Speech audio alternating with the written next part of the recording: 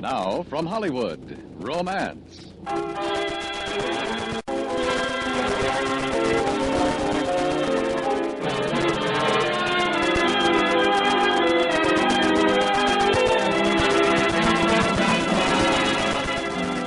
Remember your first love? Remember what it was like falling in love for the first time? You were young and everything was new and fresh and wonderful. I guess that's what first loves are for, remembering. They belong where they are, somewhere in yesterday. Sometimes, though, yesterday and today get mixed up with each other, and you can't tell the past from the present without a program. Well, we have the program, Romance. And with Helen Klebe as Amy, we have Kathleen Height's transcribed story, The Second Time Around.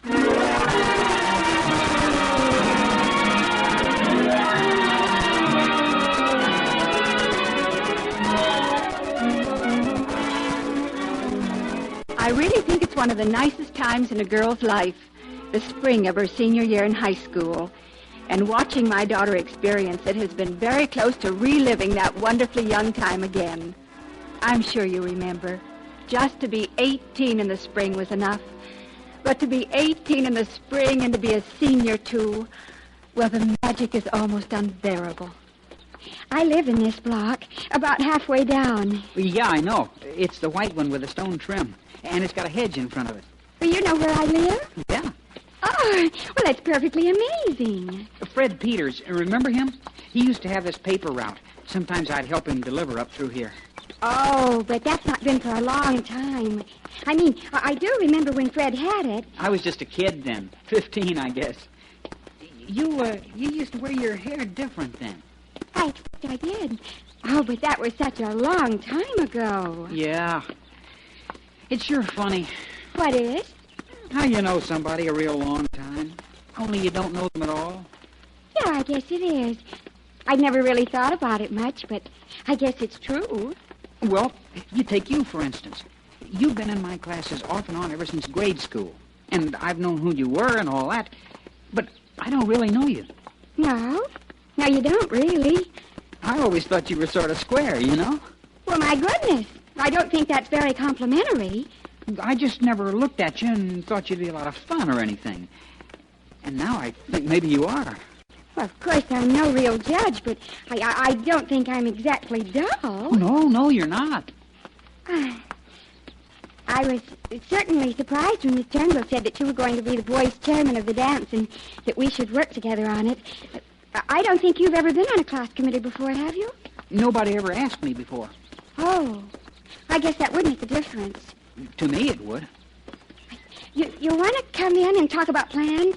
We could have a Coke. I can't come in right now. I've got some things to do at home. Oh. What I thought was, if it's all right with you, I could come by your locker, say, after second period tomorrow, and we could talk a little bit, and then, well, we could set up a time when we could see each other later. All right. My locker's on the first floor, right next to I know where it is. Oh. Well, then, I guess I'll see you tomorrow, Sonny.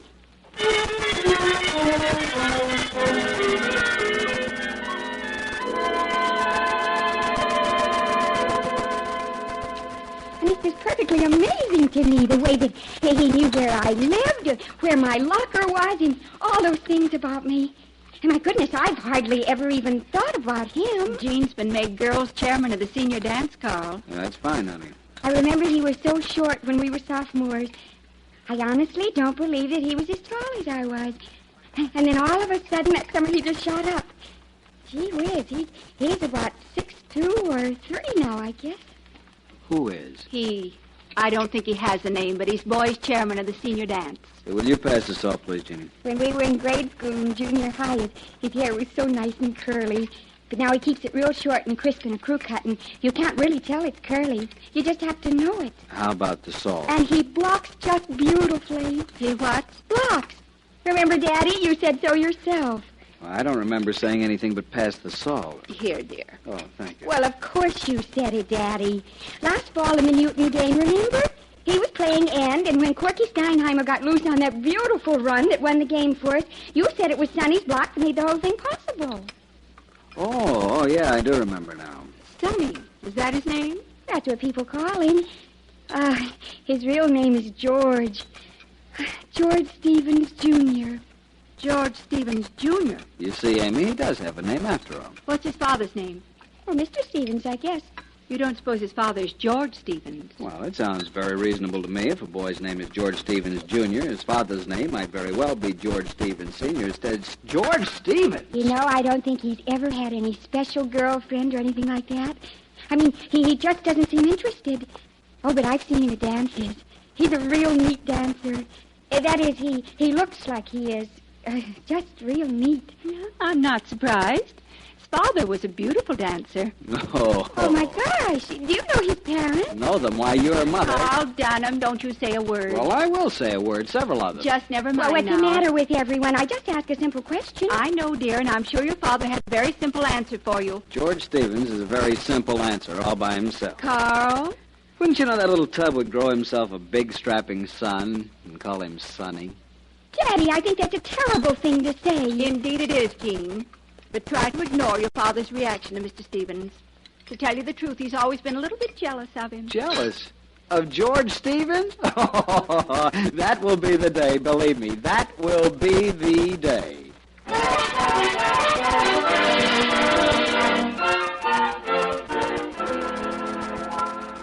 I suppose it's perfectly obvious that I used to go with George Stevens through high school and most of college until I met Carl. And in that wonderful way husbands have, Carl always fancied that in marrying me, he'd save me from a fate worse than death with George. The coincidence was a little too close for comfort, though, because George had really been my first love. And as the spring weeks began to pass, it became increasingly clear that Sonny Stevens was Jean's first love, too.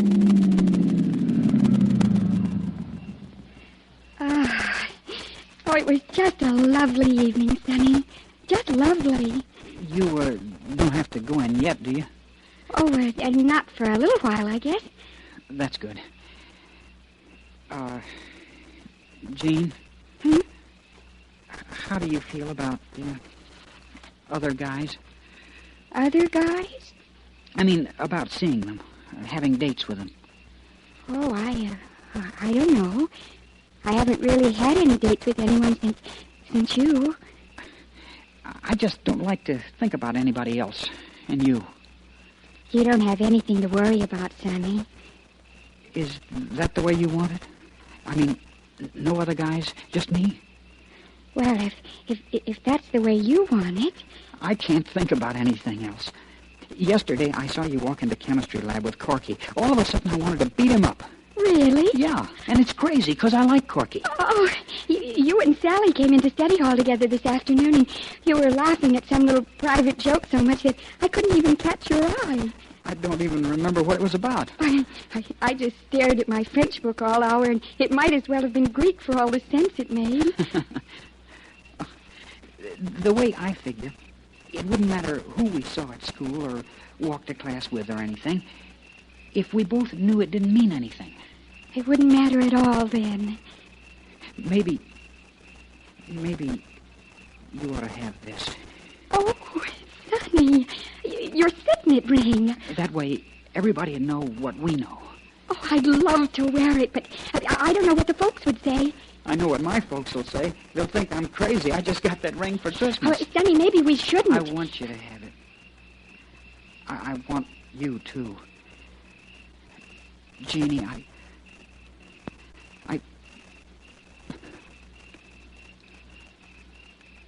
Oh. There, now you know. Oh, Sonny. Yeah. Yeah, me too.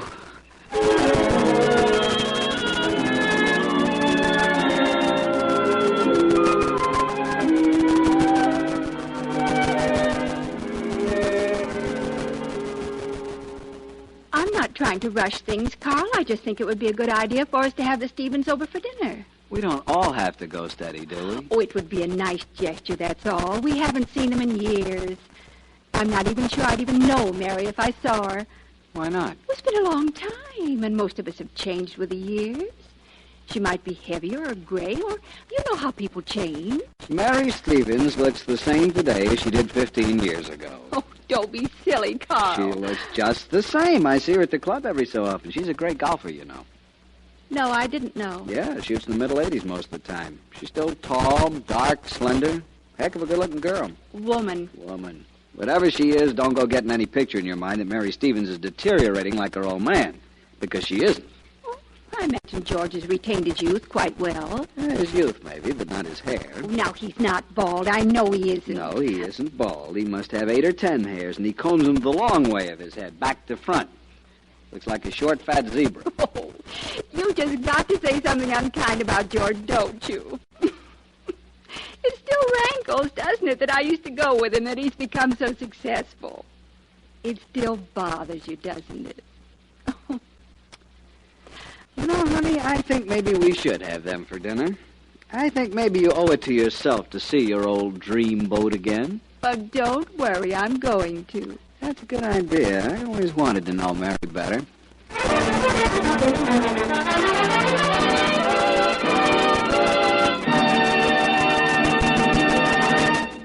We'll return to romance and our story The Second Time Around in just a moment.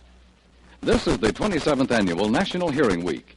You're reminded that early discovery of a tendency toward loss of hearing will make a cure possible in most cases. Get help promptly from your doctor or local hearing society. Your hearing societies have the answers to most problems affecting 15 million known hard-of-hearing people in America. Feel free to consult with your hearing society. You'll be welcomed and materially helped. And now for the second act of Romance.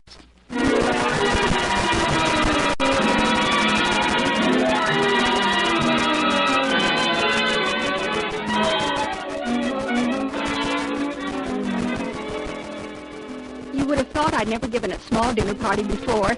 I was as nervous as a bride having her in-laws over for the first time. Up until mid-afternoon, I'd planned a barbecue outside.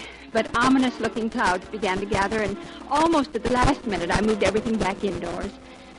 As it turned out, those clouds were even more ominous than they appeared.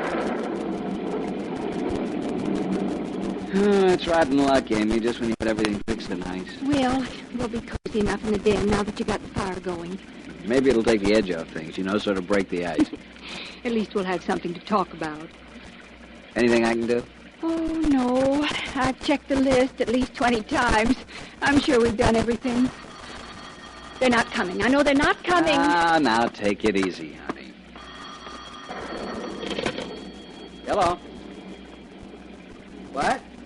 I can't hear you. Oh, yes, sir. Yes, sir. Where?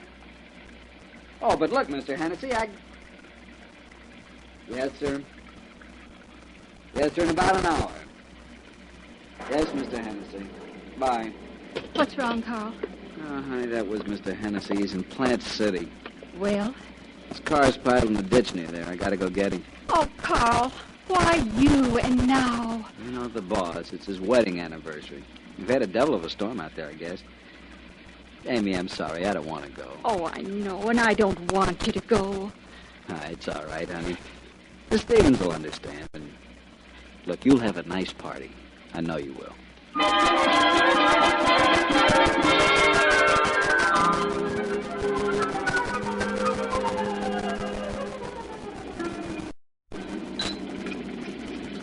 Oh, the steaks are superb, Amy. Superb. There are 2 more, George. Oh, I couldn't. No, indeed, I couldn't. Not now, that is. Perhaps later, when Carl gets back, we'll all want a little snack. Oh, I'm glad he got to Plant City all right. I was so worried about him. No, Carl's very resourceful. That's his reputation, you know. Him. A very resourceful man. He's like Mary that way. Strong, purposeful, resourceful.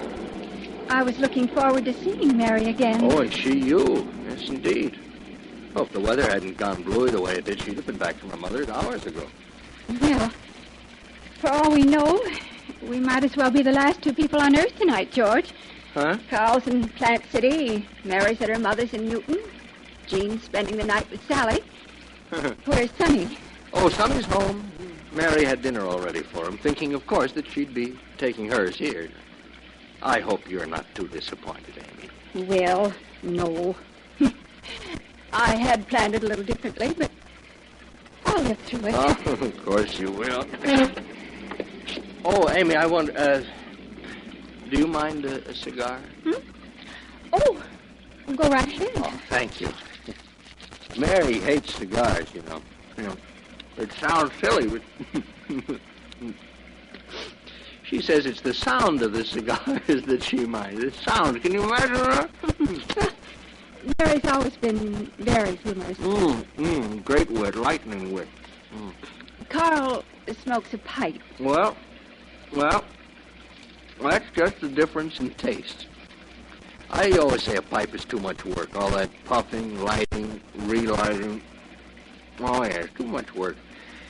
It wears me out. Is that a slim, trim Panatella? Well, it's perfecto. Oh. Yeah. Oh, Amy, I tell you, this takes me back, really, to you and me sitting in front of a fire, dreaming youth's young dream. Where's it all gone, Amy? Well, I suppose I'll tell you where it's gone, Amy, youth's young dream. Nowhere. That's where it's gone. Nowhere? Nowhere. It's still here just as if all those years had never intervened. Oh, now, George, I wouldn't say All that. I have to do is close my eyes. Don't close your eyes, George. And nothing in the world has changed. The years slip away. Time in its flight rolls backward. I don't think it should, George. Amy, you must have felt it, too. No, I haven't felt it. Well, I've got to say it. I've thought it for so long. George, I think we should be very circumspect. Huh? What I mean is the storm and everybody being everywhere but here, except us. What is the picture of you, Amy? Yeah, who? Well, Jean, of course. Oh, her? Well, yes, she is. I mean, oh, Jean. Her. Yes, Sonny, well, you must have noticed. Tall, strapping youngster that he was. There's no mistaking whose son he is. No, indeed. No? Well, there's no mistaking about Sonny. Youth's young dream, and that's where it's gone, Amy, nowhere. It lives on in those youngsters of ours. And I just want you to know I'm delighted about it, Amy. Delighted.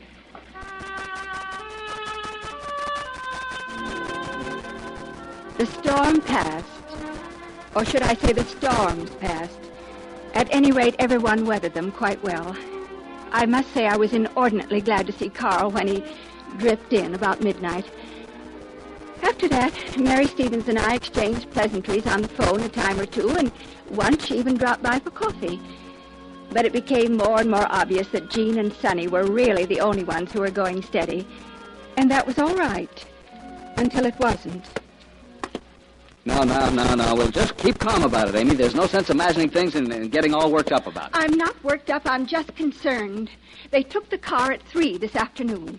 It's after 9, and no one's heard a word from them. Now, I think that merits some concern. Have you talked to George and Mary? They're on their way over here. Well, what good's that going to do? I don't know, but they wanted to come, and maybe we should all be together. Did you call Sally? I've called everyone who knows Jeannie. Sally, Corky, the drugstore, everywhere. No one's seen them since I saw them drive away from here, apparently. Why did you give them your car, anyway? Because they asked for it. Good heavens, Carl, they've used it before. You shouldn't have given it to them. That was just stupid, Amy. Why? I don't know. It just was. Look, it's after 9 o'clock. You see how stupid it was? I'll get it. That'll be George and Mary.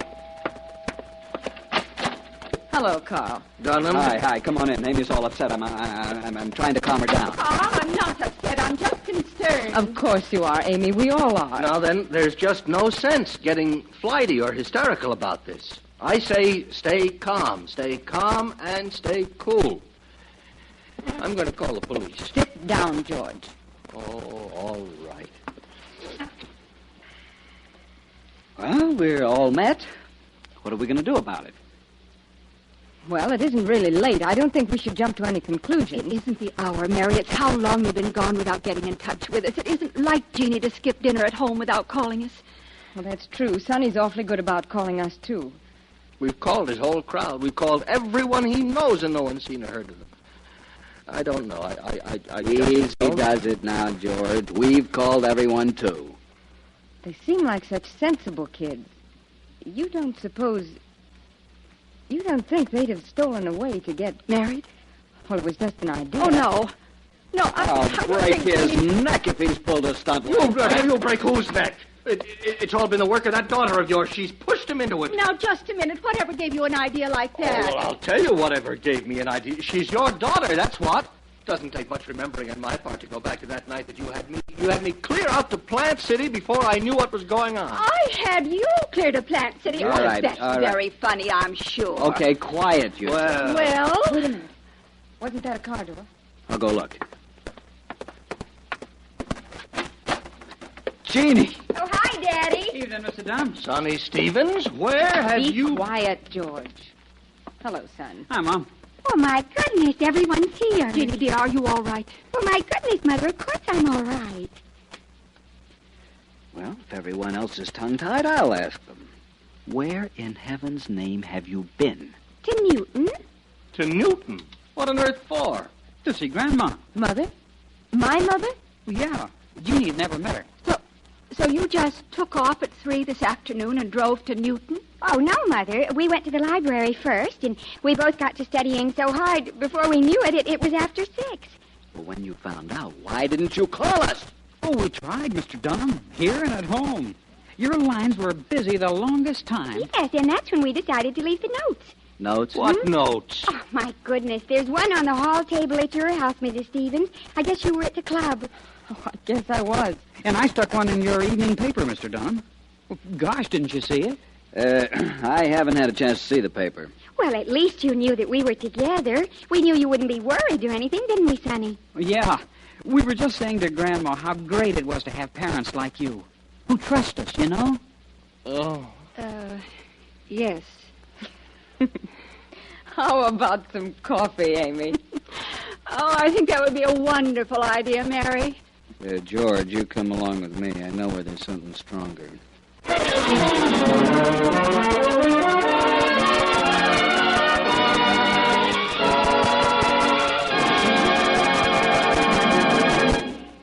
Romance is produced and directed by Norman MacDonald with editorial supervision by Het Mannheim. You have heard The Second Time Around, specially written for Romance by Kathleen Height, starring Helen Klebe as Amy. Featured in the cast were Sammy Hill, Harry Bartell, Virginia Christine, Lawrence Dobkin, and Sam Edwards. This is Dan Coverly, inviting you to hear Romance, transcribed next week at this same time.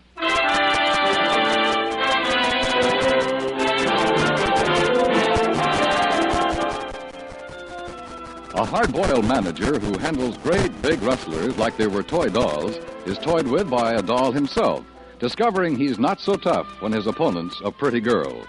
Full details will be yours to enjoy on the Sunday Playhouse tomorrow night on CBS Radio.